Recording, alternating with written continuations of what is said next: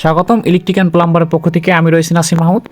আজকের ভিডিওটি হলো এখানে আসলে একটা গভর্নমেন্ট ওয়ার্ক, এই কাজটি কিভাবে করা হয়েছে এবং বালতির কল, বদনার কল, শাওয়ার চাবি কত ইঞ্চি উপরে রাখবেন, এই কাজটা করছে ইলেকট্রিক অ্যান্ড প্লাম্বার গ্রুপ।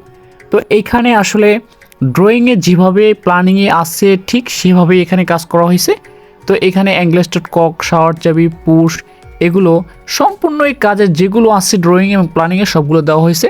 এখন মেইন বিষয় হচ্ছে, অনেকে প্রশ্ন করেন যে ভাইয়া বদনার কল কত ইঞ্চি উপরে রাখবো, বালতির কল কত ইঞ্চি উপরে রাখবো।